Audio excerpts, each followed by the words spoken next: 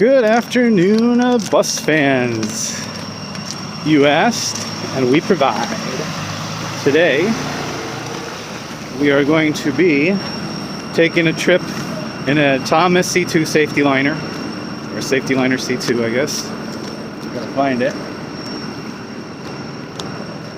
So I am led to believe by our mechanics that all of our Thomas C2s are Cummins powered. That's the ISB or descendant of the ISB.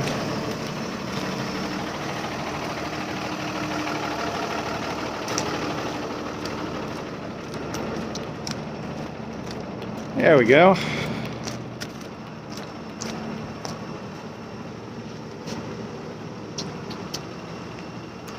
This is New Jersey, so all these buses are 54 passenger. They don't allow larger ones here. All of our Thomas C2s at this location are hydraulic brakes. Now this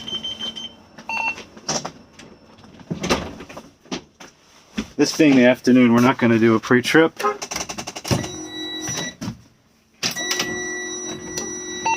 Okay, let's see what we got here.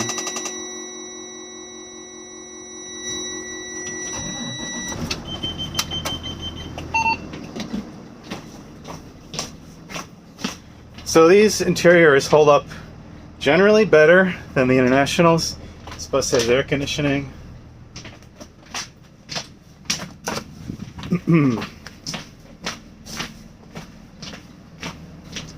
Alright, we gotta get to the school, so I'm gonna put on the GoPro and talk from there. See you in a second. Alright, here we go. So the C2 safety liner suffers from a couple interesting design flaws. The most safety critical of them is the hydraulic brake buses have foot pedal actuator as opposed to like a plunger or whatever, or one of those levers like the old Thomases had. Well, that the cable on the parking brake for those buses is very subject to braking. So if you're driving one of those, you want to make sure you don't stomp on it. You don't go full gorilla when you put on the parking brake. And also, if it feels like the brake is going to the floor, then check it before you walk away. We've had drivers try to set the brake, walk away, and then they notice the bus is rolling. Not good. So either get your air brakes or watch out for that. Other design flaw of this bus by the driver's seatbelt. If I can remember, I'll give you a close-up of that. The seatbelt cable, where the buckle latches in, is attached to the seat with a steel braided cable, and that's kind of just flops around, and eventually that can metal fatigue, and we've had them just break off. So the seatbelt breaks off, and I had to call in a mechanic to bring us a spare bus one time when I was waiting for the kids at school, and I tried to put on the seatbelt, and it snapped right off. So other fun facts about this, compared to the old International I usually drive, this bus has a much worse turning radius. As we're about to see, we're going to make this sharp right here. We have to stop here. We're going to cross all the way over.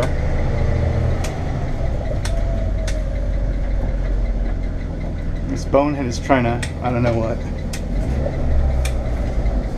Alright, I got the wheel hard over. I can barely make it around. The old Internationals make that turn easily and barely have to go into the opposite lane. Visibility on this bus sight lines, it's got these huge A-pillars, and it makes it a challenge to see. The mirror here is mounted kind of far aft, so it makes it, you have to like actually turn your head in order to see that mirror. The ride quality tends to be better than the Internationals, at least the old ones.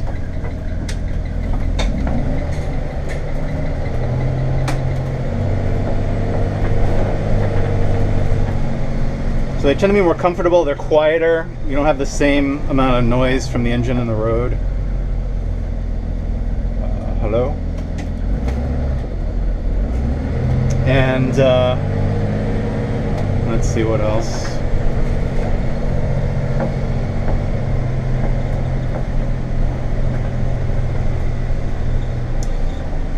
One nice thing about this compared to the international, the electric doors, the international electric doors, you have to have the bus stationary in order to open the door. This bus, you can open the door where it's rolling. That can come in handy by railroad crossings, when you're rolling up on a crossing, or when you're rolling up on a student pickup and you want to get the reds on right away. You don't have to fumble around with the red override. You just hit the door, and as you're rolling up on the stop, the door opens, the reds come out, you secure the bus, and the student gets on. That's a chime for the child checkmate. We've been, the engine's been on for 5 minutes, so it automatically turns on after 5 minutes.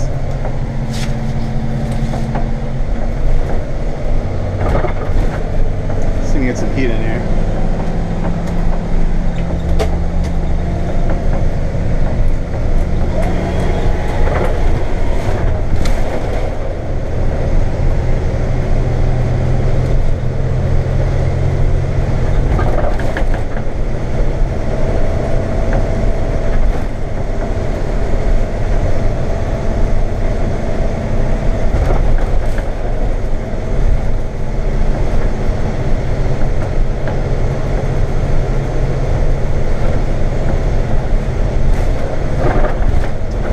So looking around at the dashboard of this bus, you can really see how this is a Freightliner truck chassis. You know, it's got these panel vents for the, you know, the passenger over there. It's got that airbag cut out.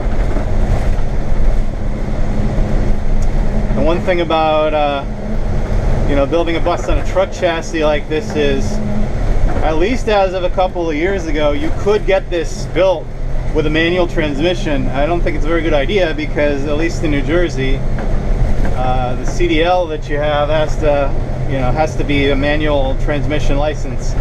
So most of us who got their licenses as school bus drivers have a manual restriction, so that we wouldn't be able to drive that unless we took a new road test with a manual transmission bus. So it's kind of a relic, but you know, being that I have a manual license now, I'd love to at least try one out, but I doubt that's ever going to happen at this point. Probably going to go electric before too long.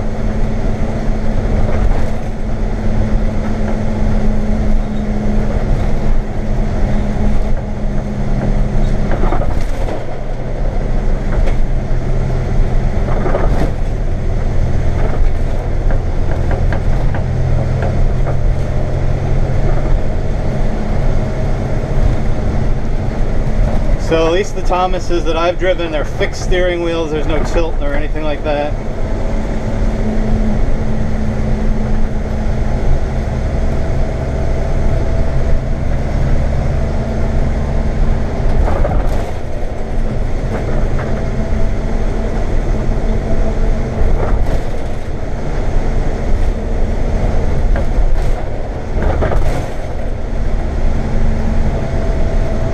I don't usually drive in the afternoon, but today, one of the schools that our location serves has an early dismissal, so that's kind of messed up our driver scheduling, so I came in to cover somebody's afternoon.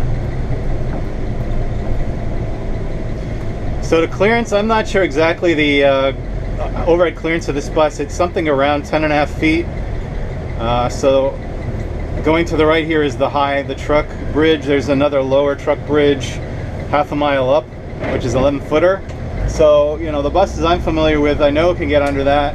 This bus has a strobe light, and I don't want to be the guy who knocks off the strobe off of somebody else's bus. So, in addition, the light tends to be longer there, but it can be useful when you're coming the other direction to hit the low bridge to avoid this extra light here.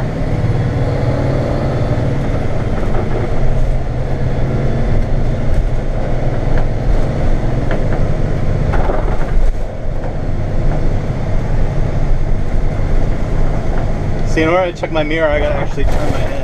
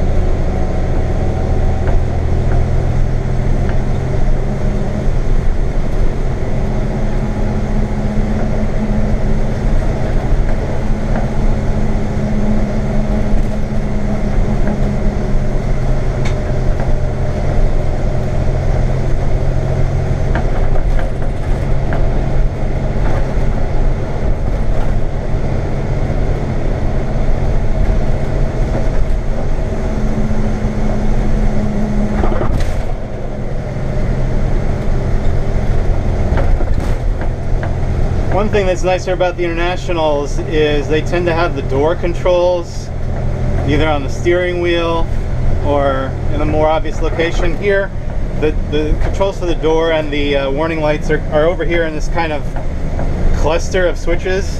And the door has this big rubber thing on it which makes it easy to find with your hand, but as far as the warning lights, it's a little tricky to find that. You gotta learn by memory, by feel, where the switches are.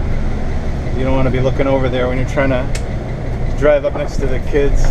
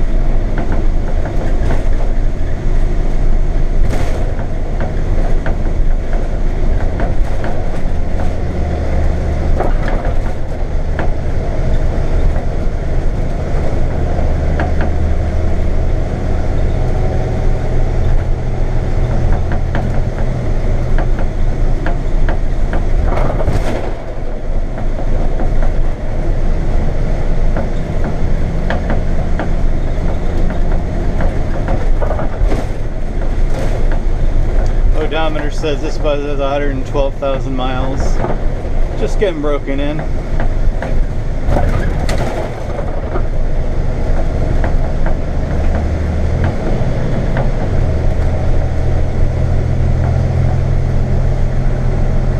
One thing, these Freightliner dashboards are a little finicky as far as if you turn the key too fast, it can get into a kind of a wonky state where you have to let the engine run for a second or turn it off or whatnot. You'll get a weird warning buzzer, or you'll get some lights on where you've got the key off.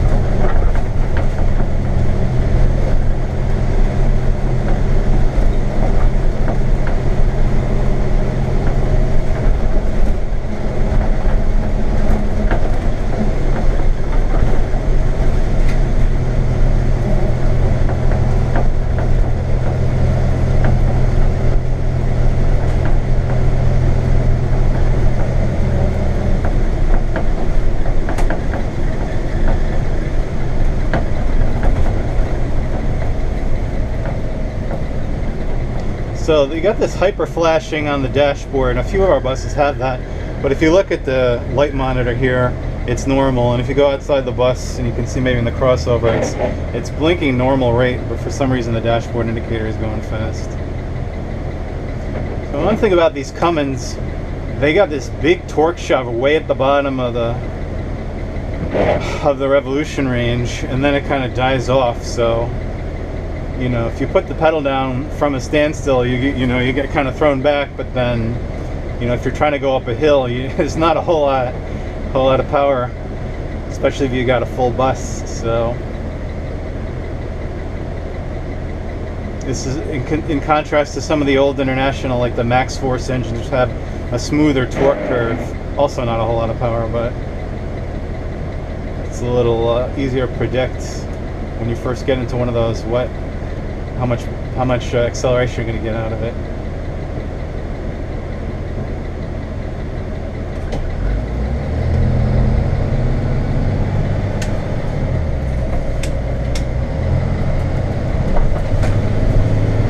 we're getting close to the school now. I'm going to sign off for now. When it's time to go back to base, hopefully I'll remember to bring you all along for the trip back and share a couple of final notes on the bus. Okay, so we're going to post-trip the bus now. I believe I may have this bus tomorrow again, so we can do a pre-trip on it, like in the usual sense. So yeah, there's the parking brake pedal. Then somewhere along that linkage it breaks.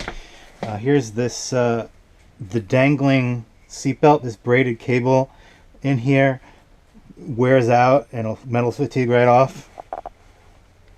I had one bus that was leaking up from the corner here. I'm not sure if there was something specific wrong with that bus or what. The dirty old fire hydrant pressure gauge.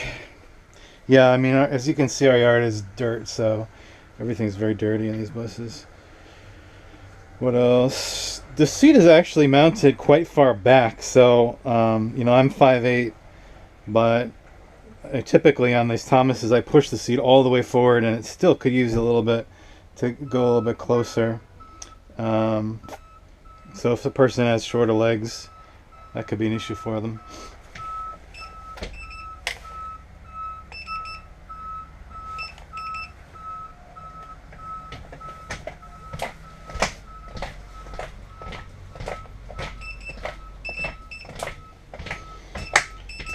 Okay, so air conditioners fore and aft. This one has a PA system. I've never used those actually.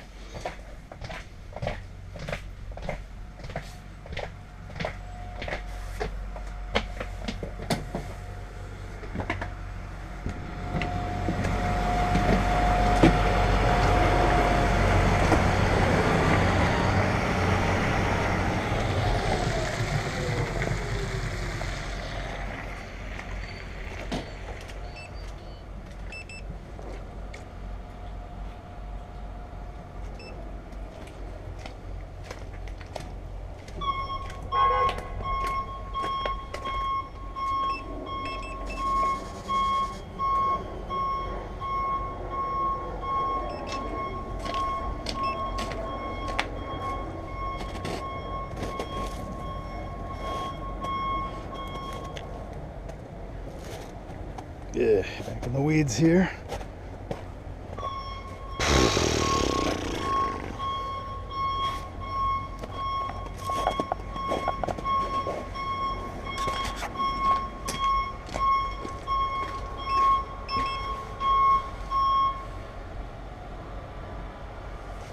Air conditioner drain or something about that.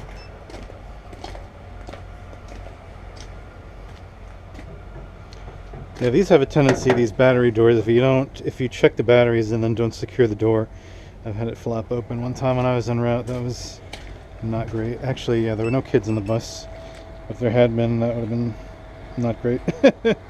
Because unlike California here, you don't get off the bus when there's kids on the bus. Okay, well, so that's your... Oh, another interesting feature about the C2 compared to the other bus, the Internationals. Charter mode has been activated. Where's the electric door will work with the key off. So the Internationals will not do that. You have to have the key on, at least in accessory mode. Alrighty. Well, I'll catch you later, and hopefully we'll be able to do a pre-trip video of this bus soon too. Have a nice day.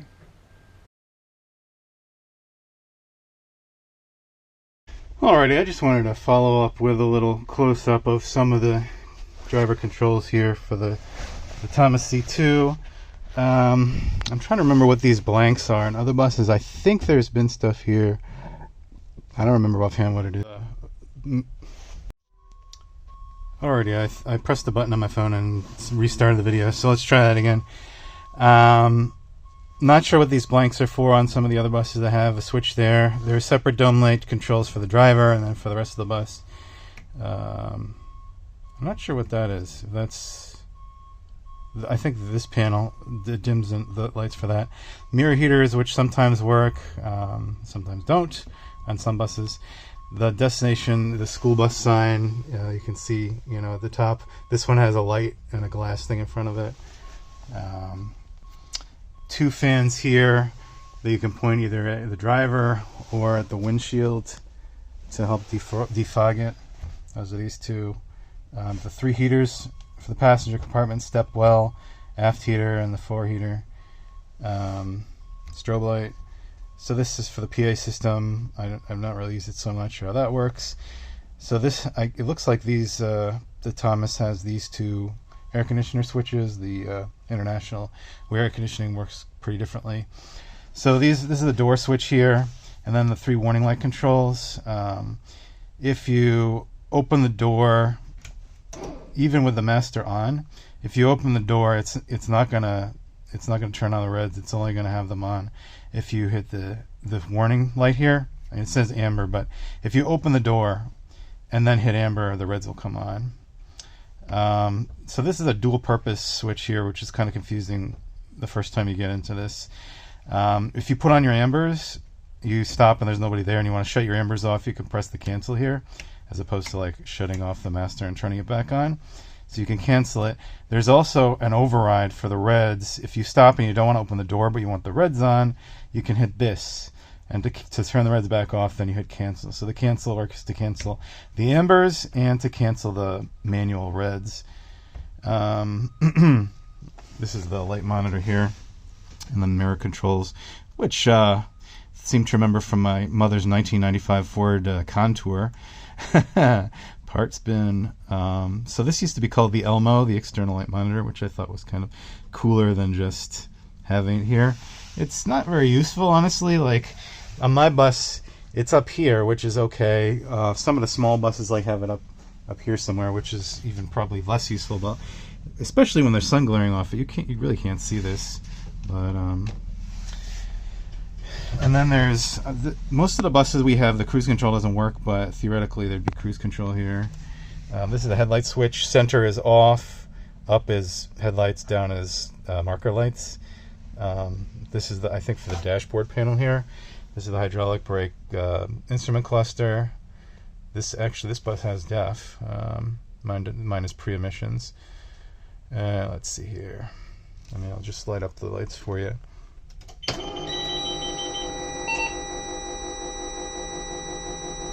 So interesting that there's a brake air warning light here, even though this bus doesn't have air brakes. The other interesting thing that I wanted to point out is, the backup alarm. I'm going to start the engine so that alarm goes away, hopefully. The backup alarm doesn't kick in right away. You shift into reverse and you feel the transmission engage, and then the alarm goes on. So here we go. And then you shift back out of it and it doesn't go on or off right away. And you can see it here also on the monitor. I'm switching in 3, 2, 1 reverse. So I'm assuming this is something like this signal for the reverse is on some kind of low-speed network or something in the bus, and so the lights don't get, and the buzzer don't get the message right away, which doesn't seem like a great thing. Like, the reverse is engaged. You can start backing the bus before the warning system goes into effect, which seems not great to me. But so let's see what else. I think that about covers it. Happy to answer any questions. I'll catch you back on the stream.